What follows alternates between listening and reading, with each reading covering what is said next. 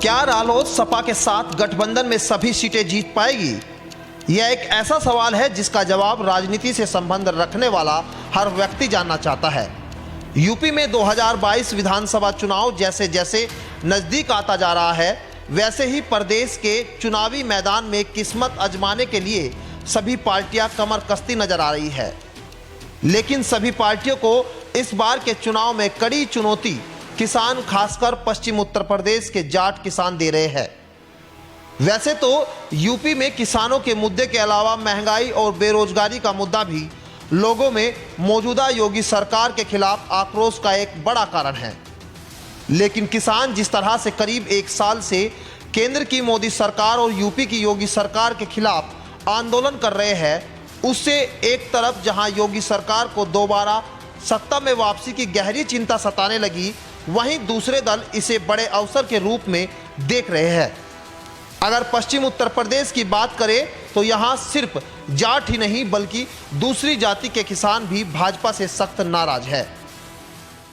ये तो नहीं है जी, काम तो इस सरकार ने कुछ करा ही नहीं।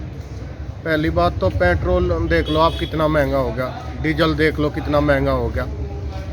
तीसरी बात यू जो है महंगाई, डीजल पेट्रोल तो नहीं, बिजली के बिल देख लो। यहीं हमारा पड़ोसी राज्य है हरियाणा में कितना बिल है, यहाँ कितना है।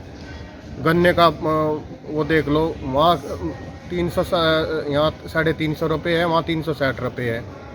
तो गन्ना भुगतान भी देखो रहा। किसान आंदोलन का जो बिल है, इतने तीनों कानून वापस नहीं हो गए ना। वोट तो देने का मतलब ही नहीं जी, किसान तो वोट करने का ही नहीं ना, ये तो काले कानून है। अच्छा, तो इसका क्या असर पड़ेगा? क्या क्या मुद्दे रहेंगे चुनाव में? किस किस मुद्दे पर वोट होगा? वोट तो ये होगा जी महंगाई को और किसान आंदोलन को लेकर किसान वोट नहीं करेगा जी ना।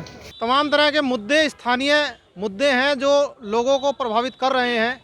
सबसे ज़्यादा ज़रूरी है जो किसान आंदोलन चल रहा है, उसने भी खासा प्रभावित किया है लोगों को। और महंगाई का मुद्दा एक बहुत बड़ा मुद्दा है जिसको लेकर सभी आम और ख़ास सभी लोग जो हैं परेशान हैं। महंगाई ने सभी की कमर तोड़ने का काम किया है। इसी के साथ में किसान आंदोलन ने एक सरकार के सामने बड़ी चुनौती खड़ी कर दी है। किसान आंदोलन अपने आप में एक बड़ा संगठन खड़ा करके तैयार करके लेकर आया है। युवाओं को भी इसमें जोड़ा है। इसने अपील की है युवाओं को साथ जुड़ने की।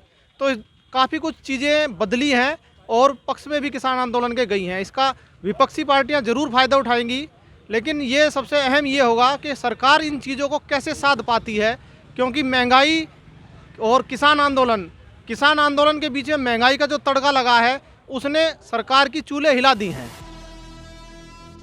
जाटों के साथ साथ इन वोटरों के बीच अपनी पैठ बनाने में जुटे छोटे चौधरी यानी चौधरी जयंत सिंह को भले ही किसान आंदोलन के चलते बल मिला हो, लेकिन उन्हें यह नहीं भूलना चाहिए कि उन्हें अपने पिता चौधरी अजीत सिंह के गुजर जाने के बाद पिछले कई चुनाव में बुरी तरह कमजोर पड़ चुकी अपनी पार्टी की साख और उसके अस्तित्व को भी बचाना होगा।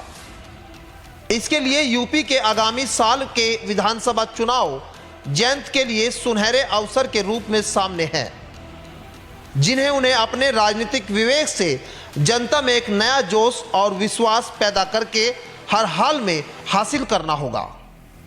अन्यथा अगर यह अवसर उन्होंने गंवा दिया तो उन्हें भविष्य में राजनीति में अपना कद और पार्टी का अस्तित्व बचाए रखने की चुनौती हमेशा बनी रहेगी।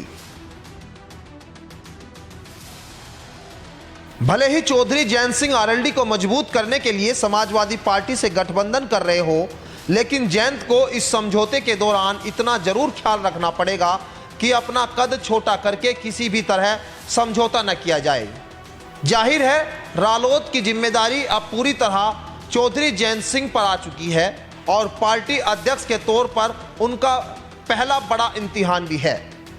इसलिए वह रालोद के परंपरागत वोट को साथ जोड़कर विधानसभा चुनाव में खुद को साबित और स्थापित करने की हर मुमकिन कोशिश कर रहे हैं। पश्चिम यूपी में चौधरी जयंत की लोकप्रियता किसानों के बीच भले ही बड़ी हो, लेकिन भाजपा के सामने जीत दर्ज कर पाना इतना भी आसान नहीं है, क्योंकि जाट वोटरों में भाजपा प्रेम अभी भी कायम है।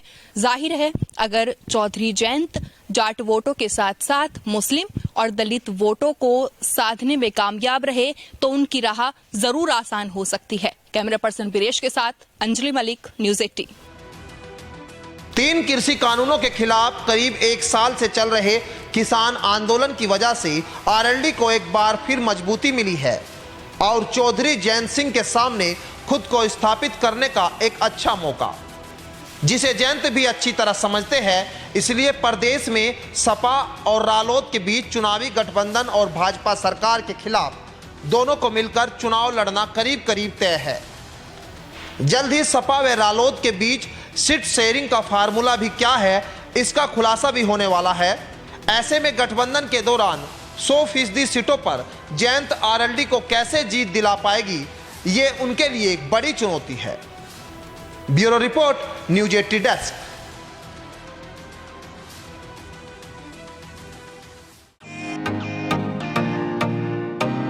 फेसबुक और यूट्यूब के बाद अब आपका पसंदीदा चैनल न्यूज़ 18 डेली हंट पर भी फॉलो करें।